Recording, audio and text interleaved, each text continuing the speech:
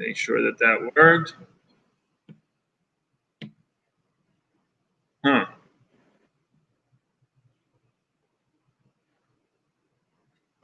Let's see.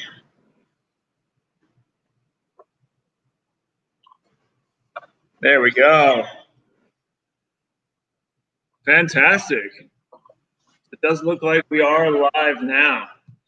Excellent. So we are waiting for a few more people. So thank you everyone for joining a little bit early. We're going to wait at least another 2 or 3 minutes while we wait for a few more people to hop on for us. So on behalf of Citizen Cider and Vermont Farmstead Cheese Company, I just want to thank everybody for taking the time out of their night tonight to be with us. We're super excited about tonight's pairing. It's always great to pair some fantastic Vermont products together. We've always been proud supporters of Vermont Farmstead as well. We've had a few partnerships together in the past. With those partnerships, we have distributed it pretty much exclusively with Hannaford in the past. We have done a unified press farmhouse cheddar, so very similar to the one we're going to try tonight with Dirty Mayor infused in there. Rick Woods, actually, who is actually joining us on the call from Vermont Farmstead as well, was actually the mastermind behind both of those cheeses. So I'm super excited to go over all these with you guys tonight. We're just going to wait a couple more minutes for some more folks to join in, and then we'll dig on in. Excellent. Hey, Tim, I don't see that sidebar for questions on mine. How do I get access to that? Do I click on the comments? I'm just not seeing that. So I click on the comments button, and it might say show or hide. Okay. I just want to make sure if there's a...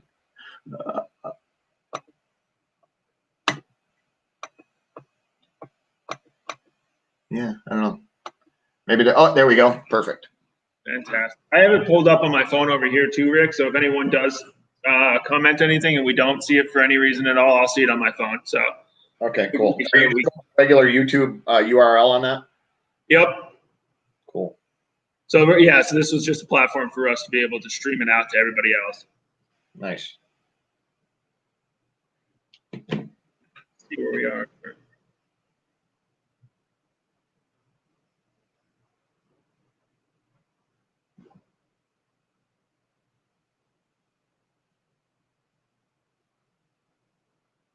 Fantastic.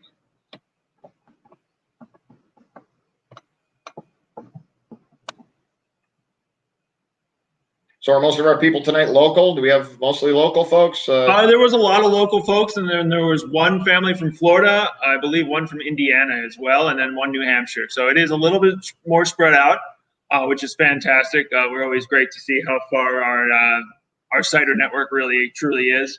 Yeah, that's right.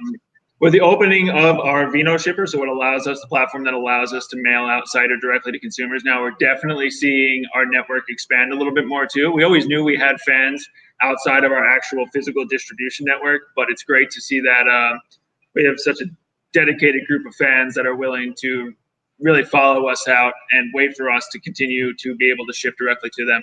So we were super excited with the pandemic. Obviously, that kind of gave us time to really settle down and be able to set all that up to get that to consumers, and it's really been great feedback so far. So we're really happy with how that's turned out, and obviously it makes events like this more feasible. I would say even when COVID ends, this is definitely something we'll probably look to continue to grow as well, because we'll be able to reach customers. Sure, we could do like half in person, half recorded too, so that we could actually use it as a program for not just the state of Vermont or not just whatever state we decide to do it in.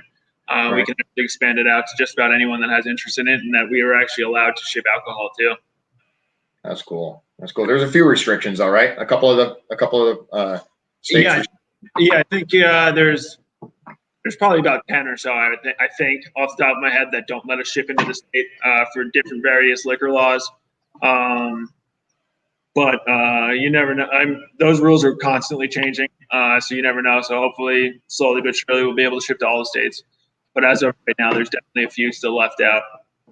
I guess for all of us folks that live in Vermont, we're kind of spoiled by all the good beers, but there's a lot of great beers across the country and ciders as well. And this is kind of giving us some access to some of those. I hope it doesn't really go away. I mean, if there's one bright spot that came out of this pandemic was we can pretty much get alcohol now from all over the country shipped to us, right?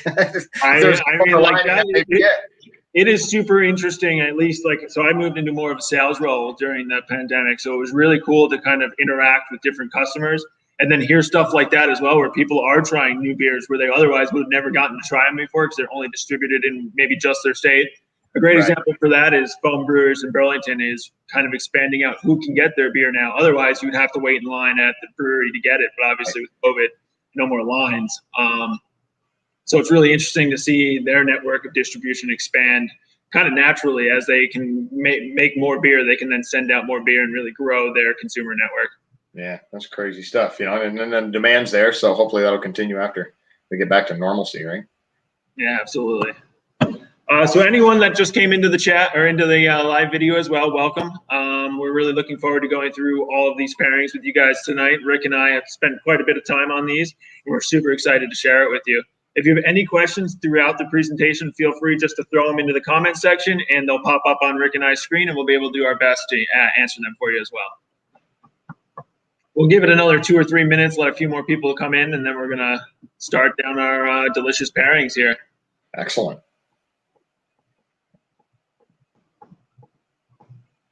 Just warming up with a little bit of that Wits Up, man. I missed that one. That's a great one. Oh, my goodness.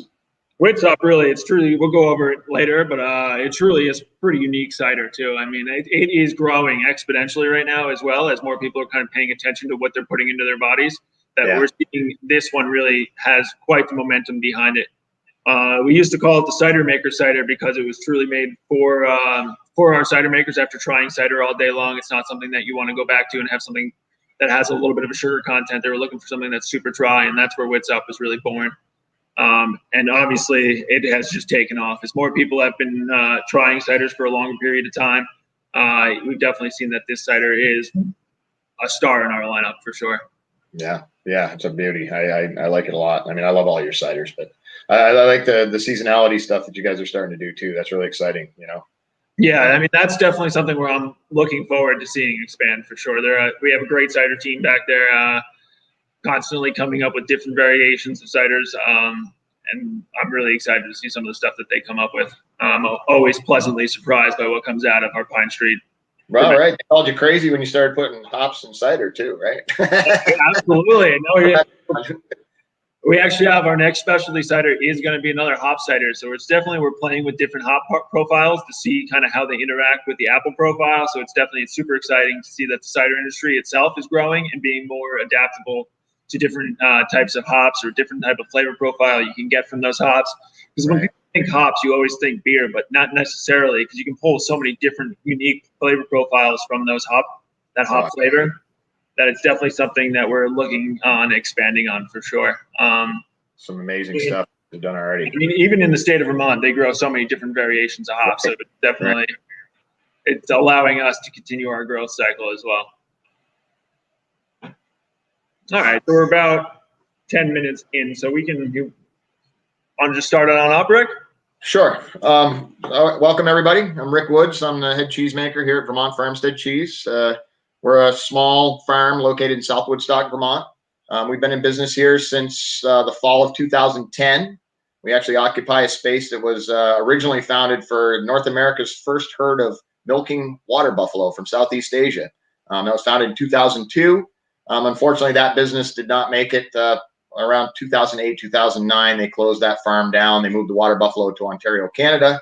And this place was sitting vacant for about a year and a half. There was rumors that it was going to go into a slaughtering operation because it was built as a facility that could house large numbers of animals as well as a clean space to obviously at that point make cheese. And in the fall of 2010, there was a group of landowners here from the area that thought it would be a waste of an agricultural property to let it go out of farming and into meat processing. Certainly we need those. They're hand in hand with agriculture, but this was really set up to be agriculture. And in that fall, 13 landowners put up their own money and paid to secure this property and made it the first community-owned dairy in the state of Vermont's history. So kind of cool. It started out as the first water buffalo facility, and then it was the first dairy that was actually saved from going out of business by a community that thought it would be better served. So we came in here in the fall of 2010, started making cheese in January of 2011, and to date have not shipped a drop of fluid milk off from the farm. Everything's gone off from the farm here in the form of cheeses. So just kind of a brief history of the farm, and we can certainly get into that a little bit more. But why don't you tell us a little bit about Citizen, Tim, and then we'll start eating some cheese and drinking some cider. That's what we're here for, right?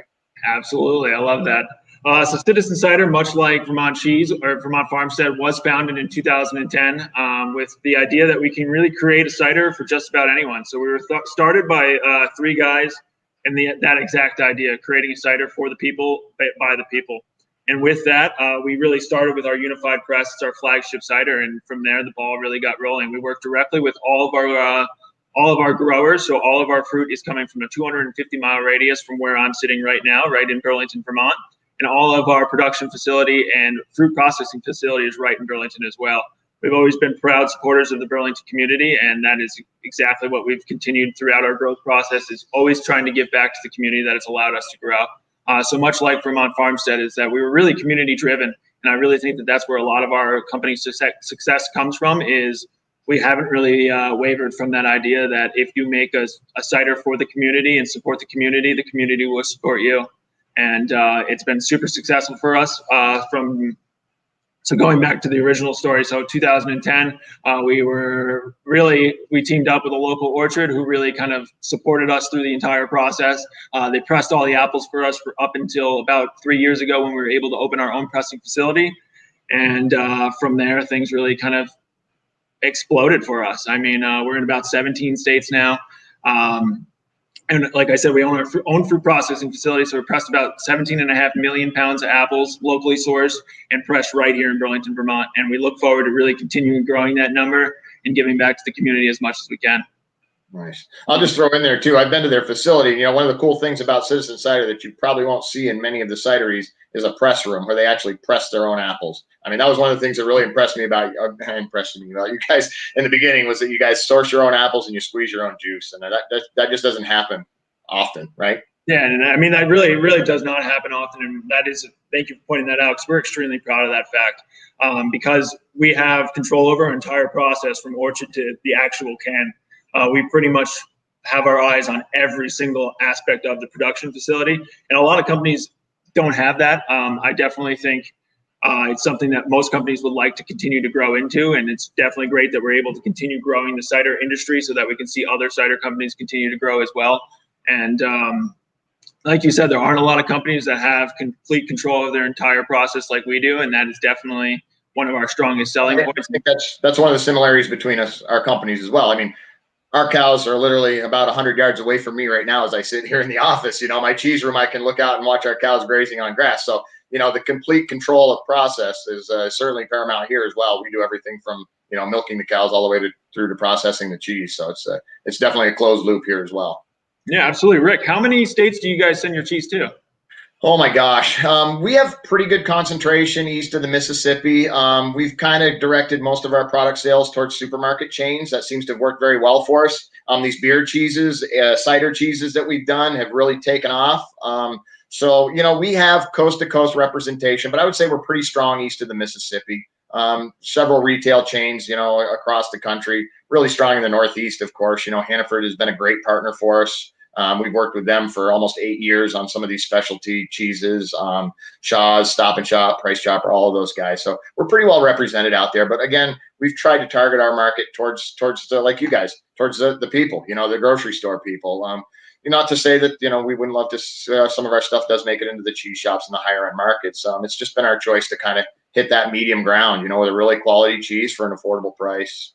Yeah, absolutely. I never actually heard the story. So Rick, how did you get into this? What? Oh my gosh! You realize that you wanted to make cheese? Well, it started. Let's see. It's going to be 28 years ago this fall. I started this journey in cheese making. So I was like 10 for all you guys doing math out there. No, I'm just joking. I came from building trades. You know, I've lived in the area my entire life. Building trades was a big thing in the 80s. Got married, decided I was going to raise a family, and building trades was up and down. And there was a cheese company down south called Grafton Village Cheese. Maybe you're familiar with them. I'm sure you are. They're a great national brand now. My mom worked for their parent company, the Wyndham Foundation, and said they were expanding some production and were looking for some guys that wanted to work. I went down there and filled in the fall, doing temporary packaging stuff. Apparently had some kind of work ethic, and they hired me on the spot for January 1. I went back and talked to the family and decided to take the leap of faith and ran their second shift for about 7 years before I took over all of plant manager duties in 2006 and ran the entire operation down there, and just kind of fell in love with the passion of controlled spoilage of milk, you know. Yeah, that's fantastic. So I've been with Citizen Cider for just over 4 years now. I just celebrated my 4-year anniversary about a month ago. Nice. So similar process to you, Rick. I just happened to be body on the ground at the time, and from there I just continued to work my way up. And I find myself where I am today. I'm the field marketing and sales person for Citizen Cider. So I get to travel all around our distribution network, sharing our fantastic ciders with customers like you guys who are tuning in tonight.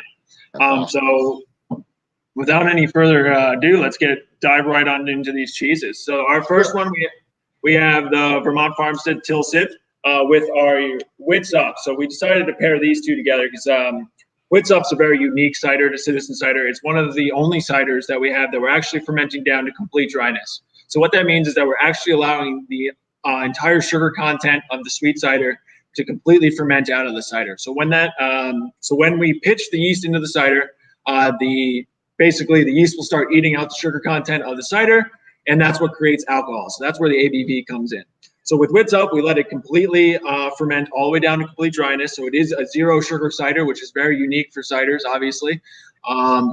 So with that, then we decided to use a dry ale style yeast with that. So you're gonna have a nice kind of like a farmhouse flavor underneath in there. So it creates a really nice dry cider. It's 155 calories, 0 grams of sugar, and just 2 grams of carbon. So it's like a little bit of a light cider. It's very approachable, and it's very unique to Citizen Cider because there aren't a lot of ciders like this one on the market.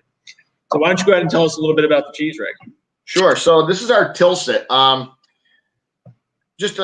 give a brief summary of kind of what cheese is, because this one kind of plays into a different style than cheddars, which most people are familiar with.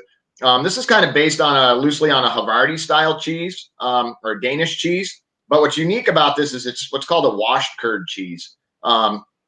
In the process of cheese making, like I alluded to earlier, I'm kind of controlling the spoilage of milk, because we've all made cheese. We left a glass of milk under our bed for about 3 weeks in the summertime. You went back underneath there, and it was this clumpy stuff with a weird smell to it and a liquid underneath. That was cheese, not edible cheese. What we're trying to do is we're trying to eliminate the spoilage mechanism in cheese, which is lactose, or the milk sugar. Lactose can be removed from milk in 2 ways in the cheese making process. You can remove it by putting a whole bunch of lactobacillus cultures in there, which actually consume the lactose and produce lactic acid.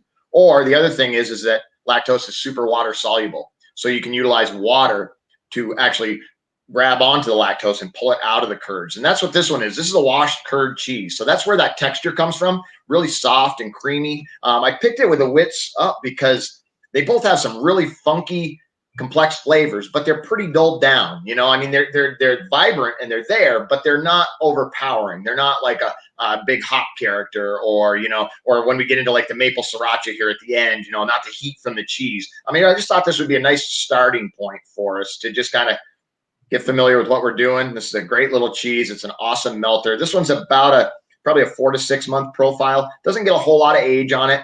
As it ages out, if it gets a little older than that, it can get a little sharper, if you will. It'll become a little more acidic, but I really like it at this profile. I think it's a nice in between. It's got that funk to it, though. There's definitely a funk to it that I think goes really well with the Wits Up. I mean, and that's how I usually will associate Wits Up. You definitely have like a little bit of that Belgium style yeast strain that really comes through on that Wits Up flavor profile, which is perfect for the Tilsit. Like you said, you almost get like a funky flavor from that. So it almost really kind of brings out that Wits Up flavor after you have the cheese. So I like to when I'm eating the cheese, I usually let it sit on my tongue for a little bit, let it get a little melty on there, and then really take that sip of Wits. And when you get that sip of Wits, it really kind of exemplifies that flavor profile that Rick was just mentioning. I think the acid really popped too for me. Man, that was a good one. I enjoyed that when we were playing around with them as well. It's a nice cheese. And I would just say to everybody that's out there too, you guys all have plenty of cheese. These are just what we're kind of going with, but I would run through this whole gambit. Like I was talking to Tim earlier, I've kind of done the unified press with this maple sriracha, but it's going to go really good with that farmstead cheddar too. So I don't know if you guys have tasting glasses, but I would just recommend tasting down the entire lineup with each cider, because you're going to have different experiences. Everybody tastes differently. That's what makes this stuff so awesome, is there's no wrong answer. I mean, here at Citizen Cider, we say cider loves cheese, and we say that for a good reason. I mean, the cider really, so you get a great apple undertone, which really goes great with a lot of your cheeses. It really kind of makes that flavor profile of the cheese pop, but then you get a nice kind of almost like a doled down cider profile, but it really exemplifies that profile of the cheese that Rick's got going on. So at my old my former employer, we had a nice little retail store, and there was an old wooden sign in the corner up there, and it said, "Apple pie without the cheese is like a kiss without the squeeze." I think we could just say apple cider without the cheese is like a kiss without the squeeze, right? I think we should just repoint that. I mean, and definitely, I think it really kind of helps bring out some of that wild flavor of the wits too, because like when you have the cheese on your mouth, it really kind of like it starts to expand in your mouth a little bit, and then when you hit the wits with the tilsit, like you said, it brings out like that funky flavor, and it really it's super nice. Wits up 6.9%, 6.2%. I apologize, 6.2%. So it's a little bit on the higher end of our core portfolio. So all of these ciders that you see in front of you today are part of our core portfolio. So they're available year round.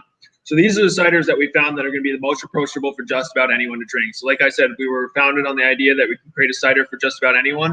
And this is the portfolio that really exemplifies that company belief that we are creating cider for everyone, because we have something that truly the beer drinker can enjoy with either Lake Hopper or Wits Up, because Wits Up is a traditional beer making yeast. So with that, you do have a little bit of that Belgian style flavor beer profile in there, which really goes fantastic with this cheese, Rick. I really don't think you could have done a better job with. We get any comments, Tim? Are you seeing any comments? What's everybody thinking out there? Anybody got a quiet box? I haven't seen any comments come through just yet. And cider, they can't pull off. That's good. That's good. Yeah, I mean, as long as we're not getting any complaints, I think we're doing a pretty good job. All right. So up next, we're going to have the Lake Hopper paired with the Farmhouse Cheddar. So the Lake Hopper is a dry hop cider. So with that, the Lake Hopper actually gets its name. We use excuse me.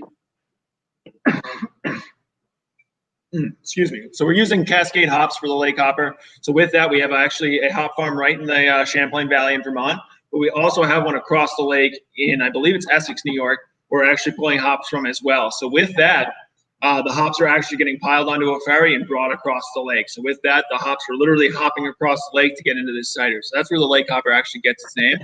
Cool. The Cascade hop is really going to put a nice kind of a piney undertone in there, be really smooth, easy drinking. But you're going to have beautiful notes of kind of like a florally grapefruit flavor on there as well. And then the apple kind of really brings everything together for a nice dry finish. Again, this one's going to be 6.2% by volume. And so everything is always 100% locally sourced. It's never from concentrate, and it never will be. Nice. So this is going to be our farmstead cheddar that we're doing now. This is a raw milk cheese. I should have said earlier that the Tilsit was a pasteurized milk cheese. This one is a raw milk cheese. Just kind of my 5.0. I did almost 17 years of cheddar with Grafton Village, and I came up here and I kind of sworn off from cheddars, but I just couldn't help myself. You know, we're making such great milk here, and cheddar for me is just a classic showcase of some amazing milk that we make here on the farm. This one's a little on the younger profile. We do an older one, an aged one called the Governor's Cheddar. But I thought this one would be a little more accessible across the board. The Governor's Cheddar is pretty intense. It would pair very well with all of these, as any sharp cheddar would. But what I've tried to do with my cheddars is not make them, I don't know, the stereotypical thing is how sharp is that cheddar? And sharp is such a one-dimensional term to me. Sharp to me is acidity, the bite on the side of your tongue. And certainly cheddar should have some of that. But I'd like you to have depths of flavor. And this is kind of the baby to, like I said, the Governor's Cheddar. But you can already see what we're trying to craft there. There's some sweet notes. There's some nuttiness. There's a bit of salt still because it is fairly young. And I really love the way it pairs with the hop-forward beers and ciders in this case. I got a lot of the pininess of that Lake Hopper when I mixed it with those two. I love this cheddar. It's got long in the tooth, even at a young age. You know, this one's, like I said, I think this one's about a 7-month profile that we've got out here right now. It's big brother Governor's Cheddar. We run that out about 12 to 14 months. So if you can just imagine the flavors in this kind of boiled down like a stew and got a little more intense. That's essentially what aging is doing. It's like a stew. It's concentrating flavors. So we just want this to be a really nice, clean, straightforward cheddar at 6 months, 7 months, because that way we know it can drive out to the 12 to 14 month. Or, we just tried some that was 8 years old. It was pretty impressive here. I have my little shelf that we squirrel away things just to see how they go. Yeah, there's hardly ever enough to share, but that's okay. Yeah. I mean, I think you did a great job with this one too, because obviously I think if you had gone with an older cheddar, like you said, it definitely would have more of that characteristic in it. And I think it may have just a little bit overpowered that lake hopper piney flavor that we're getting so strongly through this, which is great because obviously the pairing. But it really almost takes a little bit of that floral aspect away and really just brings up beautiful notes of pine in there. Yeah. I like that. And, and when I'm looking at pairings, we've done a lot of pairings. I've paired with these guys a bunch. I've paired with a bunch of beers. Yeah, it comes down to, again, everybody tastes differently. So there's no right or wrong answer. But for me, the pairing is trying the cheese, trying the beverage, trying the cider, trying them together. Now, they both have merit on their own, but do they really create something special when you combine them? And I think this one to me really did that for me, only because the intensity of that pine flavor. I was surprised by that because I didn't get that just from the cider, and certainly didn't get it from just the cheese. But when you combine the two, kind of that new flavor came out. It was pretty intense. I liked it. Like you said, it's super unique because when you do try the lake hopper on your own, you definitely get more of like that apple undertone with that grapefruity flavor. But on here, like you really are getting like those pine accents from that hop profile. So for the list, the lake hopper is very unique because of the fact that we're adding hops in there. With hops, you can really play with any kind of flavor profile in there, depending on the type of hop that you use. So with that, we use the Cascade hop because it does have a little bit of that florally grapefruit kind of flavor in there, almost like kind of like an IPA undertone. But then then it finishes with that nice piney, appley undertone. Creates like that grapefruity kind of juicy flavor on there, and it really comes together as a beautiful 6.2% cider. Again, if you were to pour any of these out, we at Citizen Cider believe in filtering our cider, so really comes out like a beautiful kind of champagne color to it too. That has been since the start, I believe. We have been filtering our cider just because we call it the Citizen Cider way. It really makes our product unique in the market because it does almost looks like champagne when you pour it out. And it with the lake hopper, it's a beautiful cider with the flavor profiles, with the notes on the nose, and then the nice smooth, dry kind of piney finish on there. And with the cheese, it really amplifies that pine undertone, and it really kind of comes together for the cheese with like a nice kind of piney, kind of nutty. I don't want anybody to wreck their taste buds, but when you get around here to the sriracha, I would back up and try that maple sriracha with this lake hopper as well. I think you'll find a pretty different taste experience. They seem to accentuate the heat sometimes with the hop profiles, and it's just I think that's a cool cheese. I like to pair that one down the road. I'm curious to try that one with Dirty Mayor as well, but we won't wreck that just yet. Yeah, I mean, I'm excited to try them all with all the ciders for sure. That's the beauty of having 4 ciders and 4 bricks of cheese right in front of you. You can keep going even when we're wrap this up. Absolutely. So just to go over it, we did the wits up with the Tilsit. Created a nice kind of a funky farmhouse flavor on there with a nice dry finish. We just did the farmhouse cheddar with the lake hopper and creates a nice kind of really amplifies the piney flavor of the lake hopper. The first two came in both at 6.2% ABV. So a nice run-of-the-mill classic cider profile. And we're going to be moving on next to our Dirty Mayor cheddar. So why don't you go ahead and tell us a little bit about this brainchild of yours, Rick? Because I know you've been working on this one for a year. Yeah, we've been doing well. Yeah, we've been doing well. Like I said earlier, I kind of sworn off cheddar, and it really wasn't the Farmstead cheddar that got me back into the cheddar business. It was the thought of putting alcohol into cheddar. Two of my greatest loves are beer, cider, and cheese. So we kind of got kicking around here that we'd seen some examples. There's Rogue River Creamery out in Oregon, and they were doing some beer infused cheeses. They're pretty young, but I tried them. We're working with Rogue Brewing actually, and doing like the Morimoto soba ale, and they did a chocolate stout one, and they were kind of putting this stuff in at production, and I was kind of intrigued by it. And we got an opportunity up here to kind of design our own cheese room. It was a blank slate when I got here. One of the tools I got was an English style peg mill. And I won't get too long into this because I know we're trying to keep this fairly concise. But in cheddar making, at the very end of the process, you need to take these big slabs of cheddar, or curd that you've been working the whole day, and grind them up into small pieces so you can get salt integrated into the curd mat. Have you ever had cheese curd? If you ever had cheese curd, that's pretty much what it is. It's the last step in cheddar making before they go into the block molds and get pressed overnight to make the blocks of cheddar. So I got this piece because I wanted to make English style cheddars, like our farmhouse cheddar. It's a little drier than, than like a grocery store cheddar or some of the other cheddars out there because of our process. But this peg mill rips and shreds the curd as opposed to cutting clean French fry like pieces like you might see if you got a grocery store basket of cheese curd or whatever. But what it did was it created a lot of surface area.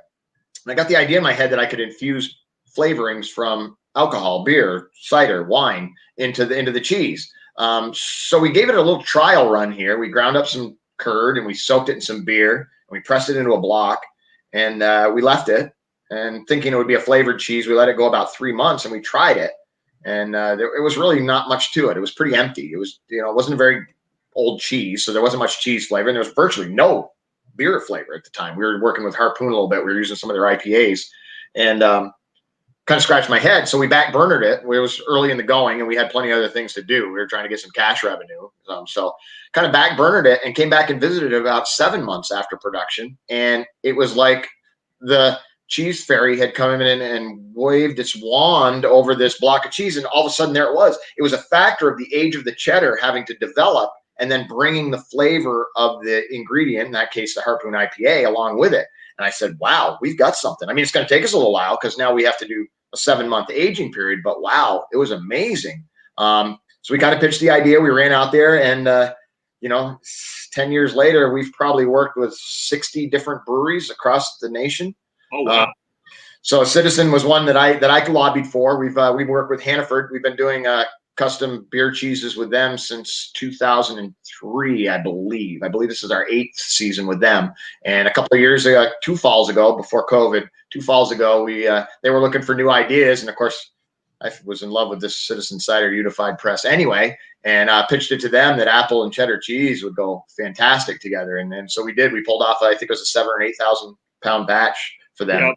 Yep. So basically what I'm doing is I'm infusing the essence of the cider, the beer, whatever it might be, into the cheese, which I think you'll get here as you try this. I was a little disappointed that this cheese didn't bring more of the ginger profile out, but I think you'll definitely get the cider appley profile. And this one is a little older. This one was made a year ago, so the cheddar profile on this is a little higher. So you're going to get a little bit more of that cheddar. It's not the same as my aged cheddar would be. I changed the recipe slightly for that, but pretty cool though. I was very happy with the way it turned out, and it just happened that we decided to throw it together for this thing. So this is an exclusive, guys. This is like the only block of this stuff in existence until I make another one.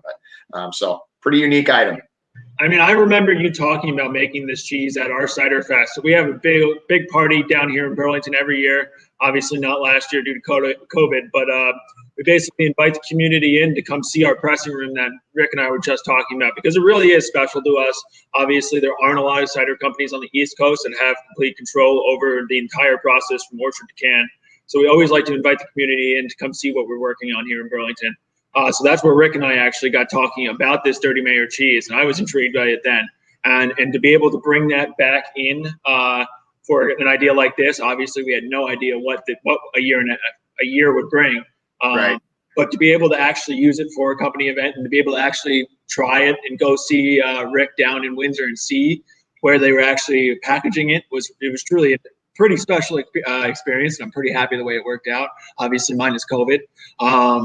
But with that, so the Dirty Mayor, this is one of our second most popular ciders on the market. It really has a very unique cider profile to Citizen Cider. It is ginger infused cider. So with that, we basically start with an apple base, infuse the ginger in after it's done fermenting to create that nice, really ginger undertone. So with that, when you're taking your sip, you're going to get a very ginger forward nose on there, but you don't really get like that classic textbook ginger flavor with it. It's more of like you'll feel it as it's on its way down your throat. And that's what I love about this cider, because I'm not the biggest ginger fan, but the Dirty Mayor is my all-time favorite cider. I think it's got a great flavor profile. It's super crushable, and it's super approachable. It makes for a great cocktail mixer as well, dark and stormy with Moscow Mule in there. So dark rum or vodka in there. It's very versatile. and it makes for a great cider. So with this one, we're at 5.2% by volume. So you do have a little bit more sugar content in this cider due to the fact that we're not fermenting the sugar content down to an ABV of 6.2. So with that, it's got a little bit of a sweet kick from the apple profile afterward, but it creates a very approachable, nice ginger forward cider on there. So I got a question here about some crunch in that aged cheddar that the Dirty Mayor's infused in.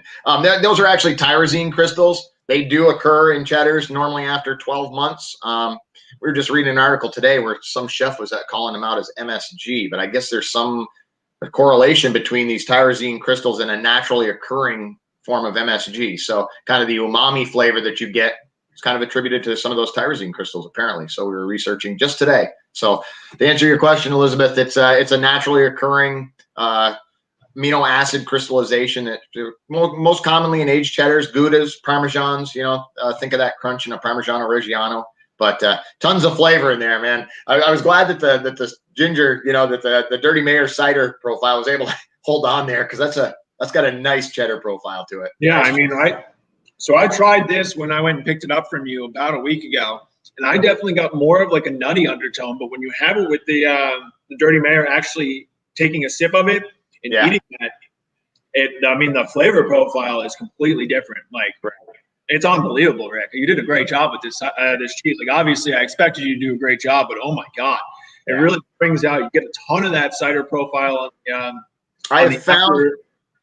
We found a few items that can age well with that cheese, and the cider is one of them. I had a very hot malt forward dunkel for a company down in mid-Atlantic states that we did, and I aged some of that stuff out, and that was phenomenal too. The IPAs don't seem to age out as well. They need to be done by 12 months. They need to be out of there. But I was very happy with the way the cider cheese ages out. I mean, it really does maintain a lot of that character that we put in there with the cider, as well as getting that complex cheddar flavor. Yeah, I mean, you get the cheddar flavor, then you get that little bit of that sweetness from the apple and the ginger right on the after kick on the way out. Yeah. I mean, it truly is just an unbelievable cheese you have here. I mean, I'm not going to say anything about the unified cheddar. That was obviously an unbelievable cheese as well. I mean, I think I ate about 3 or 4 bricks of that stuff. But just because it's just so unique, the Dirty Mayor cheddar, obviously it was never sold in the market. It's really, you guys on this cheese pairing are really the only ones that are going to get to try it. It just creates like that. Like I said, you get almost like that sweet kick on the end, but then the Dirty Mayor itself kind of dries it out on that little bit of that after kick as well, with that little bit of the carbonation and the ginger after effect from the cider, and then that sweet kick on the end from the Dirty Mayor cheddar. It was super fortuitous. We had to put this thing together, and then when Tim and I started talking about this, I was like, hey, and by the way, I have this cool little block of Dirty Mayor cheese. It's like a year old. We can cut that up and send it out there. And, it's funny you say that, because I really did. Like, I remember talking about it and then being able. I think we were actually talking in either the Middlebury or the Brattleboro Hannaford is actually where you were telling me about this cheese. Yeah, we're doing Unified Press demos, correct? Right. Yeah. So when we launched the Unified Cheddar with Hannaford, we basically did a launch campaign with it where we would try the cider and the cheese side by side. So you'd be able to basically do like a mini cheese pairing in the store, obviously pre-COVID. But with that, Rick and I were just, obviously you have a little bit of downtime. There isn't a constant line at the tasting table. So with that, obviously Rick and I, 2 personable people, started talking. And from there, he was starting to tell me about this Dirty Mayor cheddar, and like to have it really come full circle and bring it to being able to share it with a community of people that are obviously interested in what we're doing. Really, that's what I love about Vermont. It truly is the community-driven business. And well, you can do partnerships like this, I mean, we can have a cool little partnership and do something fun like this, and it's good for everybody. It's great. Yeah, exactly.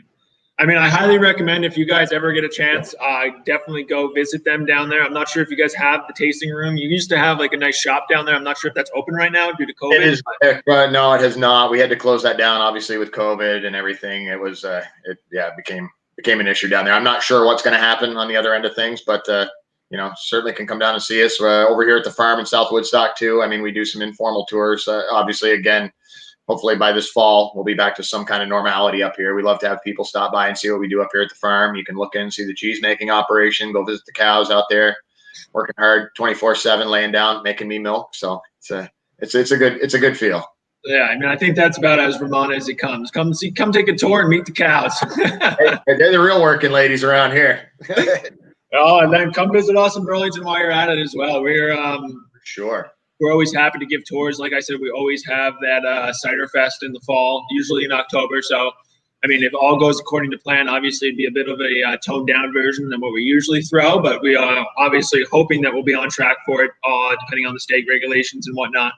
But we love to have the community come in and really take a hands-on look at what we're doing here, because we think it's pretty special. And so far, we've had great feedback from the market that obviously Citizen Cider is a very unique brand. Vermont Farmstead's very unique as well. So obviously it was a natural partnership as well. But if you have the opportunity to visit either of us or both of us, I highly recommend it. So moving on to our fourth pairing tonight. Again, obviously we have endless pairing combinations here with all of the different cider profiles we have and all the different cheese profiles we have. And I highly recommend trying different ones with different cider or different cheeses. Just because each cider and each cheese is really going to help bring out different flavor profiles with each other. So with this is really the cider that started it all for Citizen Cider. This is the cider that most people get introduced to Citizen Cider on, the Unified Press. It's our take on a classic, traditional American cider. And that's really who we dedicated Unified Press to, is anybody and everybody that had their hand in making Citizen Cider the company that it is today. So with that, we created a cider that we believe could stand on its own. Even if we didn't have any other flavor profiles, Unified Press would still be out there selling as much cider as we can, because it is truly a pretty unique traditional cider. It is a semi-dry. We have a champagne yeast in there, so a traditional white wine yeast in there. So that's what's really going to create that nice kind of apple-forward aroma with that dry after kick on there. That is the champagne yeast really kind of doing its thing in there with a little bit of that carbonation working together. So again, never from concentrate. It never will be. 5.2% on this one. Very approachable, 195 calories. So it's pretty run-of-the-mill cider. And it really, I mean, it's like I said, it's a cider that started it all. Without Unified Press and without that flavor combination, we wouldn't be able to grow at the rate that we are. But because we go back to what I initially started, was the company was founded on creating a cider for everybody. And that's where we really believe we nailed it with Unified Press. A cider that's very approachable. It's not overpowering. It's not too sweet. And it's not from concentrate, so you don't get that syrupy kind of after flavor on there. It's just an all-natural apple, and we let it do its thing with a little bit of a traditional cider or a traditional champagne yeast on there. Yeah, I love that one, man. That's my go-to. That's my summer drink right there. Well, my winter drink too. I can't lie. Although I do usually swap over to the ginger for the Dirty Mayor for a bit. So the cheese I paired this with, and I might have missed a little bit on the Unified Press, but I really wanted to go Farmstead Cheddar with that one, but I knew the Lake Hopper would be a nice pairing there. This is our Maple Sriracha Wensleydale. So Wensleydale is another raw milk cheese that I make. It's really styled after an English cheese called Wensleydale. It's a much drier cheese. One of the things I found I could do is I could make this cheese because of that peg mill that I talked about earlier. I can make this cheese and age it for about 4 to 6 months, and then I incorporate the flavors. So this is a pre-aged cheese that we've aged and then ran back through the peg mill. And if you look at it, you can kind of see it. I mean, I don't know if my camera's not really good here. It doesn't look like it. I got you, Rick. But you can kind of see the marbling in there. Each one of those little marbles is the chunk of cheese that we re-ground up in our peg mill, and then incorporated this Vermont maple sriracha sauce. Now, I don't know if any of you guys have had this stuff. I mean, we got a lot bottle, quite a few local people. Maple sriracha sauce was started by Big Lenny. He was a chef, and if any of you traveled Route 7, Big Lenny was famous for his hot dog stand over there on Route 7 in Rutland, just off of Post Road. He had a hot dog stand there for generations, it seems like. I think it was 15 or 20 years, but Big Lenny got sick of the feng shui sriracha sauce, you know, the one with the rooster on it that had all the crappy ingredients, all the preservatives and stuff. And he thought here in Vermont, he ought to be able to make something that was a little bit better. And that's what he did. It's 5 simple ingredients. It's Fresno chilies, Vermont maple syrup, cider vinegar, kosher salt, and garlic. That's all that's in that thing. We fell in love with the sauce, and we thought it'd be really cool to mix it with a cheese. So that's what I do. I grind up this Wensleydale at about 6 months old. And in this case, we incorporate that maple sriracha sauce in there and actually repress it. So it becomes a homogeneous mass. I think it's going to really go cool with that Lake Hopper too. I'm curious to try that one. I just went up with the first one, and I thought I didn't I honestly didn't think that this was my best pairing here. I kind of pushed it towards the unified press. I felt like the unified press was a little too good for that profile. I don't know. I felt like it kind of muddied it down a little bit. I didn't get a whole lot out of that I liked. But I don't know. I think you kind of get almost like so we usually pair it with like a barbecue flavor or like a nice. Well, yeah. So I think with that sriracha, you almost get almost like a little bit of that smoky flavor from it. Yeah. And it honestly creates like that little bit of that smoked apple flavor profile underneath. And then that little bit of that sweet maple flavor as well kind of finishes off nicely with that apple portfolio. All right, Jim, you're talking me into it. I got the barbecue. I mean, it really kind of brings me to like a classic summer barbecue, sitting down by the lake right behind me, and just like I could see that with putting a nice slice of this on like a burger or something with that unified press would be a home run. I mean, it really they get back together for like that smoked apple flavor, and I think you get a home run with this one, to be honest. I mean, I think the lake hopper too, with that dry kind of undertone, would really bring out more of that sriracha flavor. So I'm definitely interested to try that piney kind of sriracha flavor together.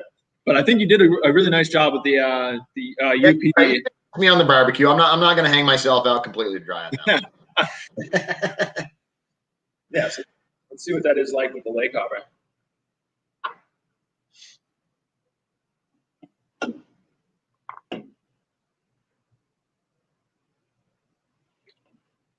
Yeah, I mean, that's a completely different flavor profile. That's wild. I mean, the florally notes kind of really bring out more of the cheese flavor in there than I got less of the pine. I think I got more of the florally notes, but boy, in the finish, it seemed to like amp up the heat factor. Did you get that? Yeah, I'm glad you said that. I thought I'm a wimp when it comes to spice. So like I was like, I don't want to make a face because I feel like it's me, but I definitely got way more heat on that. Yeah, when I got that with the unified really creates like that smoky flavor, and with the lake hopper, you really get that spicy kind of florally start with the spicy finish on there. That's so interesting how the different ciders interact with cheeses. That's what's great about these pairings too, you know. And then again, like I said before, everybody's taste is different, but it's just so cool to see how different, you know, flavorings in cheese can partner with different flavorings in cider. I mean, it's endless, really. I mean, we could do this all night long. Oh yeah.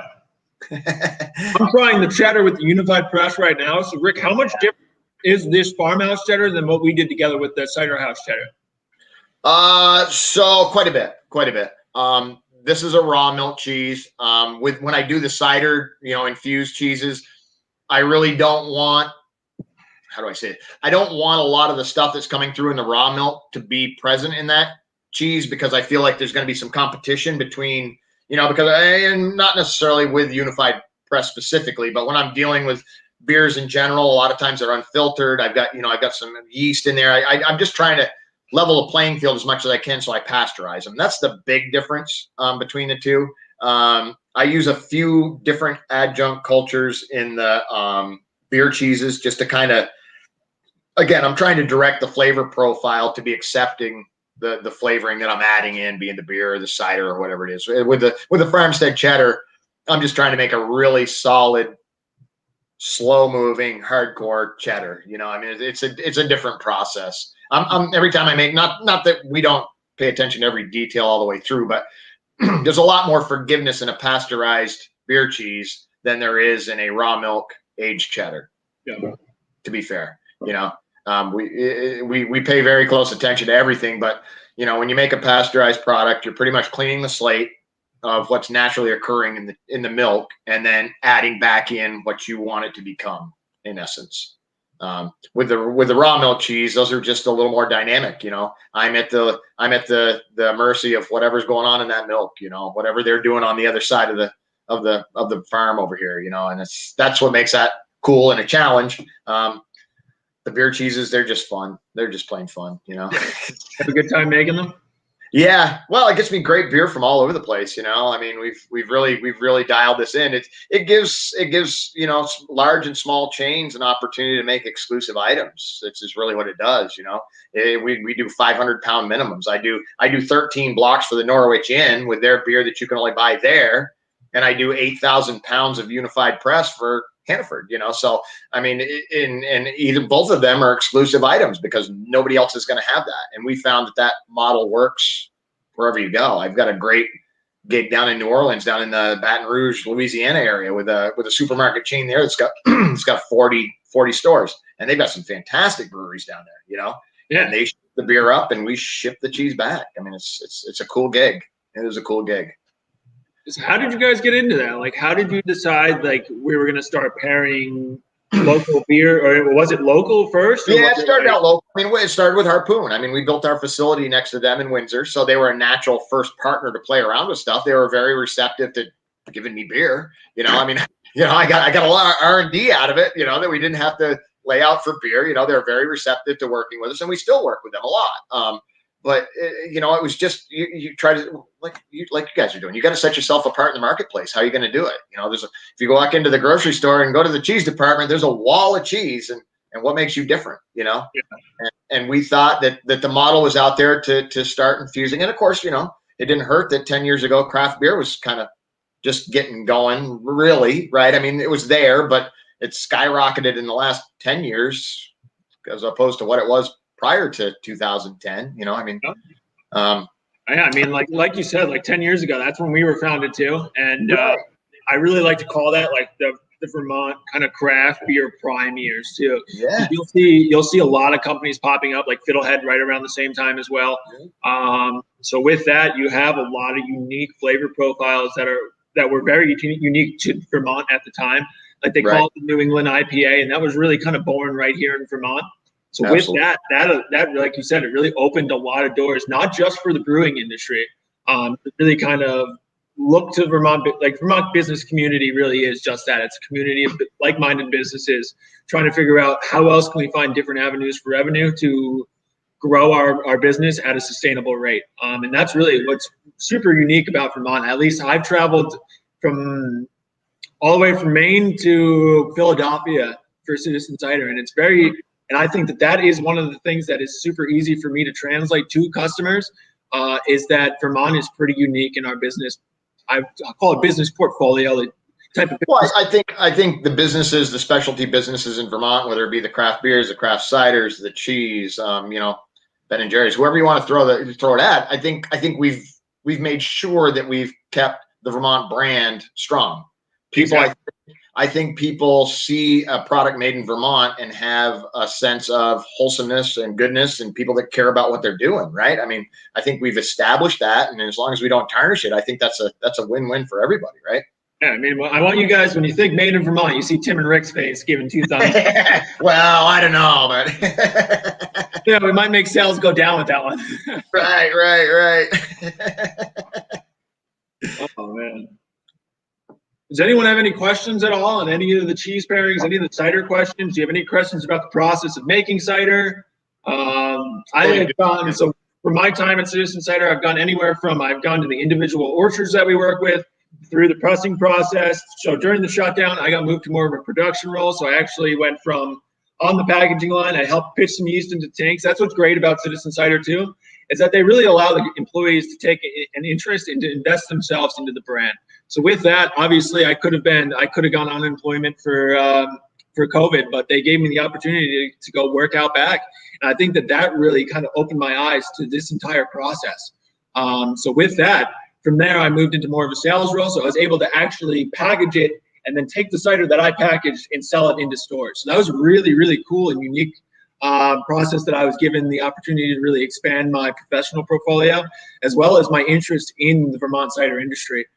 During the shutdown, I also joined the Vermont Cider Association as well. So I'm one of the board members on that. So I really take pride in being able to grow the Vermont cider industry, not just in Vermont, but outside, and show the rest of the country what Vermont has to offer. And I really think it's very, like Rick said, it's very unique. We have a bunch of like-minded businesses that like to see each other grow as well. And I think that we'll see that moving forward. That, I mean, we've seen it with Vermont beer, that we've seen it really does hold its own when you leave Vermont. And we really are trying to grow the Vermont cider industry right along those lines, that we have an abundance of raw materials here in Vermont. Think apples, orchards, you really have. So right here and across the lake in New York, you have some of the oldest and some of the most, what am I looking for? One of the highest producing areas for apples in the country. So with that, I mean, it was perfect for us to get in. We were one of the, I don't want to say one of the first craft cideries in Vermont, but we were one of the early on early adapters, I guess I'll call it, for Vermont cider. There really was only Woodchuck on the scene at the time, with a couple of other farm style ciders that really only distribute by themselves. So that really kind of opened the door for us to work with some of those orchards across the lake. I mean, I have stories of one of our owners, Justin Hollenbach, who is our president and CEO now, will actually tell stories of him driving around in his truck from orchard to orchard in Wayne County, New York, finding apples and making apple contracts with these people just by showing up at their mailbox. Yeah. And I mean, when you drive across the lake, similar stories too. One of your other co-owners, Chris, was doing a demo with me. He was telling me stories about going around and collecting apples and just crazy stuff, man. Yeah, and I mean, I really like I keep saying, like, it's a testament to the Vermont cider, or to the Vermont business community, is that everyone wants to see Vermont kind of come out of its shell and show the rest of the country really what we have, because it's really a unique, like-minded business community with the idea that we don't have to cut corners to make fantastic products. Well, I think at the end of the day, too, one of the things that we've really embraced here with Vermont Farmstead, and I think, you guys do the same thing, and it's about, keeping some open lands, the orchards, the pastures, those types of things, it's a tough sell up here to sit on a piece of property that, even as of late, is pretty lucrative to sell to, to be developed. And quite honestly, I've lived here my whole life, and without those wide open fields and orchards, I mean, Vermont isn't Vermont. So whatever we can do to make it profitable enough to keep those lands in orchards and fields and pastures, I think ultimately is going to enable us to continue to be Vermont, right? If we're all just townhouses and condos, then we're the same as where everybody's coming from, right?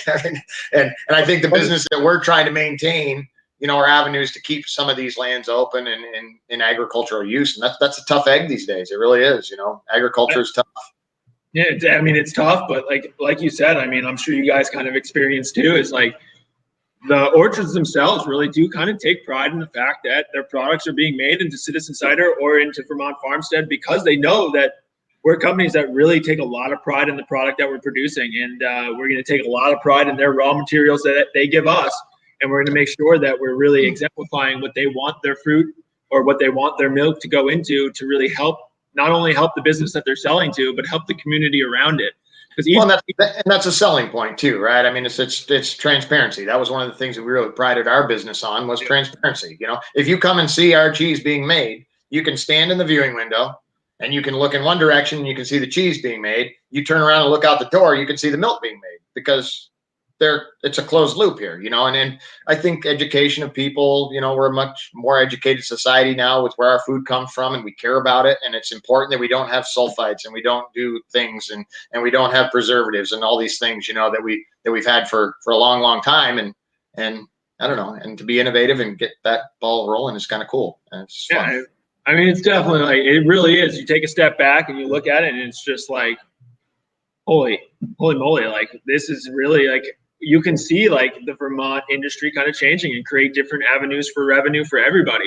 And that's really, it's a beautiful thing to see, because I mean, I grew up in Vermont as well, so it is really great to see. I mean, even the street that Citizen Cider is on right here in Burlington, when I was growing up, it was almost like deserted. Pine Street in Burlington, I mean, there was a train broken down on the side of the road. And now this is one of the most desired areas in Burlington to live. And I really think it has a lot to do with the business opportunities that arose in the Vermont business community, allowing each other to grow and helping each other grow during that process to create a better Vermont. And I think it really is. It's like heartwarming. It really brings a smile to my face every time I think about it, even when I'm traveling, sharing what I've learned with all of our consumers. And even to you guys today, I mean, like, we wouldn't be here right now if it wasn't for you guys that bought tickets. So we really appreciate being able to share what we're passionate about with you guys, because obviously without you guys, we wouldn't be able to work in an industry where we are truly passionate about what we're doing and being passionate about not only growing our own businesses, but growing Vermont as a whole. Yeah, I agree. So again, before we kind of wrap things up, does anyone at all have any questions on the cheese making process or the cider making process at all? I'm just going to throw one plug in, guys. This stuff right here is going to be out in distro pretty soon, right, Tim? Oh, this yeah. So that is the bomb. If you have not had this, it's the real deal. Yeah. So Citrus Star, so that goes back. So that'll allow, so let's talk about that real quick. So the Lake Hopper, like I said, that's a dry hop cider. So with that, hops, you can really create a whole portfolio of different flavors depending on the hop profile you're choosing. So with Cascade was kind of a no-brainer for us because there's an abundance of these hops in Vermont and New York. Being a company that we distribute in 17 states, we had to make sure that we could find a hop that was available, that we could keep year-round, but we can also find enough of it to be able to support our growth. So with that, that's where CitraStar kind of allowed us to kind of play with our different flavor profiles as well. Send more Dirty Mayor cheddar. I told you, Rick, that was a home run. That cheese is a home run. So with CitraStar, that's a different kind of hop. So it's named after the hop profile that's on it. So Citra is a type of hop portfolio. So with that, it creates a whole different flavor profile. So you really get more of that fruity flavor in CitraStar. Not so much the pine flavor kind of gets pulled out because in that hop profile, you're not going to have that piney kind of flavor in there. So with the CitraStar, that's going to be our first ever origin series. So our series that we kind of dedicate to the actual food shed that kind of helps support making that cider. That's gonna be our first one in a 6-pack and 12-ounce can. So we're super excited about that and being able to share it with the market because it has been a fan favorite here at Citizen Cider for a long time. So being here on Pine Street kind of allows us to play with different flavor profiles. So CitraStar will start off as just a Pine Street, just available in our tap room.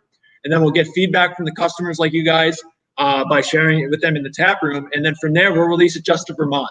So we'll basically test the Vermont market because it's a bit of a mature market for cider because cider's been around for a long time. We have Woodchuck, who is one of the one of the spearheads of bringing American cider back onto the forefront for companies or for the consumer and bringing it back forward onto their mind and really showing the world that hard cider does exist and it can continue to grow. So from there, we were able to really test the Vermont market because it's a more mature market. And then now we're really going to be able to expand it out to more of a distribution network. But like Rick said, we knew that cider was going to be a home run from the start because obviously our own employees have been telling us that this is a cider that needs to hit the market for a long time. So being able to then expand on the distribution network and share it with you guys, we're super excited about it. And like Rick said, it's an unbelievable cider on its own too. So. Citra is one of my favorite hop profiles anyway, and when I saw that, oh man, Tim sent me down this little special one here. I'd already had one before, but I'm saving that one. I didn't crack that one. It's a good call. It's a great call. I like that bottle that Rick held up. That was just for Pine Street, so you can see it says Pine Street Cellar Series, so it's been moved up into the Origin Series. So we're really going to expand the distribution network on that. And the really cool thing, hit the shelves, Tim, because I'm going to have to hang on to this one until I can get more. Yeah, you got a couple more months. But the really cool thing about CitraStar as well is one of our employees in-house actually designed part of the can artwork on there as well. Ryan Riddle Comics, definitely look it up on Instagram because the kid does great work. And it's really cool to be able to pull different. So he's in our accounting department. So our accountant was actually able to draw what's going on to a can that's going to be mass produced. So again, that is another aspect for Citizen Cider to really help our employees grow as well as not only just professionally, but personally as well. He loves to draw, so being able to give him an opportunity to get his artwork on a can and really multiply his network of people that are going to see his artwork. It's really cool to be able to do stuff like that as well. Planet of the Grapes. Jen, I promise you, if I hear that it's coming out, I'll make sure you get some. I know you're super excited by the bottle I posted on Instagram the other day. So Planet of the Grapes, that is one that we actually team up with a vineyard out in Shelburne, so Shelburne Vineyards. So with that, we actually age on, I believe it is a petite red wine grape skin. I want to say Marquette grape skins. So with that, it really creates like a traditional wine kind of undertone with a beautiful cider finish on there. Obviously, it's not as dry as wine, but you definitely get a lot of characteristic from the wine profile on there. So definitely, if you guys ever find yourself in Vermont, know that we have tons of cider available other than just these core products. These core products are available year-round, so that's really why we chose them for the pairing tonight. But we definitely are always playing with different flavor profiles, much like Rick. We have a mad scientist downstairs named Brian Holmes. He's one of our founders, and he loves to play with cider profiles. So we always constantly have different cider profiles right here in the cidery. Highly recommend. We're at 316 Pine Street in Burlington. Definitely come on in and give a bunch of different ciders a try if you're ever up here. Nice. Glad everybody's digging right. Tim, we're gonna have to get something going here, man. I'm gonna have to go grab some Dirty Mayor and make another block. I mean, we're gonna have to wait a while. Yeah, at least another year. But I mean, I told you when you were doing this, when you told me about it in Hannaford, either Middlebury or Brattleboro, I don't remember which one it was. I told you that was going to be a home run. I mean, the Dirty Mayor is such a unique cider to Citizen as well. You get a lot of flavor profile in just the cider. Like I said, it's a delicious, versatile cider because you can do so many different things with it in terms of cocktails or just drinking it on its own. And then, I mean, infusing it into cheese. I don't even know, like, what made you think of that? You're just a big Dirty Mayor fan? Yeah, I'm a big Dirty Mayor fan. Yeah, I mean, you and I. I'd done Unified Press, and I knew that one worked well. So it was like, yeah, we definitely need some Dirty Mayor in there because I'm a huge fan. Huge fan. I voted for the Dirty Mayor. We're voting Rick in for the next Dirty Mayor. Yeah, there you go. There you go. I heard the Dirty Mayor story too, so I know all about that. Yeah. Actually, while we're on the topic, I'll tell that story really quick. There you go. The Citizen Cider was founded in basically what's called Fort Ethan Allen in Colchester or Essex, Vermont. It's kind of in that area where it kind of falls into almost like an unincorporated territory. So where a bunch of towns meet. It's an old fort for basically the Green Mountain Boys in Vermont. So with that, that's where we were founded. We were able to find some production space out there. Obviously, as we produced Unified Press and the market hadn't really had a cider like this on the market at the time. It was really just Woodchuck and Angry Orchard were our biggest competitors at the time. We really grew at an exponential rate, and that's how we find ourselves at Pine Street now. But going back to Fort Ethan Allen, they have a self-proclaimed mayor, also named Rick, which is funnily enough. But he used to come in. So he used to come in every day and drink Unified Press. But obviously, as you're drinking Unified Press every single day, you're kind of looking for something a little bit different. So with that, he kind of brought in his own vial of ginger juice at the time and poured that into our Unified Press. And then one of our owners, Chris Nelson, stuck his dirty finger in there and mixed it up. Hence, the Dirty Mayor was born because Rick was the self-proclaimed mayor of a town that doesn't really exist. So that's the Dirty Mayor comes from. People are always asking me, like, who's the Dirty Mayor named after? It's not actually named after a mayor, just Rick himself. Yeah, I've been running with that one, Tim. I've been running with it. I'm the Dirty Mayor. I'm Rick, and backs up. Because anytime anyone ever asks me who the Dirty Mayor is, I'm like, oh, yeah, it's me. Don't worry about it. That was great, man. Again, so a big thank you to everyone that hopped onto this pairing today. I really this is what I find myself to be most passionate about, is sharing our cider profiles with you guys, the consumers, and our dedicated fans. I mean, without you guys, I wouldn't be able to share my passions and be able to talk with Rick for an hour and 7 minutes. I mean, it was really, Rick, yeah. I get your energy, and I love being able to kind of see your passion, and my passion comes through as well. And I hope you guys on the chat really got to enjoy it as well. Yeah, me too. Thanks to everybody for joining us. It was a good time. Good time. Any more questions or anything else before we hop off tonight? Just give it a minute or two. So, Rick, do you have any other cheeses coming down the line that might be widely available in Vermont or in New England? We just launched, well, it's been a year now, but we do a maple cream cheddar. That's kind of like the maple sriracha, same concept. That's been rocking it at Hannaford. If you guys shop at Hannaford and you want to try something that's kind of in the season, go grab our maple cream cheddar out of there. It's pretty cool. It's pretty cool. We use 5 pounds of maple cream for every block of cheese. So it's yeah, it's pretty intense. It's pretty intense. But surprisingly, or maybe not so surprisingly, the Windsoredale and the maple cream go very well together. They pair excellently. Awesome. I mean, that was the one that we took the photo of too, and I got to try that, and it really is. The maple is a super unique flavor with that kind of dry flavor on the cheddar cheese. Yeah, it's a nice combination. That one we've been pretty happy with, and it's it's Vermont, it's maple season, so why not? Yeah, I mean, you got to do it, right? Right. All right. Again, thank you everybody that hopped on tonight. Rick, thank you for your time. I always have a pleasure working with you. We'll get some Dirty Mayor cheese coming soon. About 12 months. I was about to say I'll give you a call after this, and we'll work out a time to get that Dirty Mayor going. Sounds great, man. All right. Thank you again, everybody. Have a wonderful night. Thank you for hopping on. Guys, good night. Take care, everybody. Stay safe out there. Have a good night.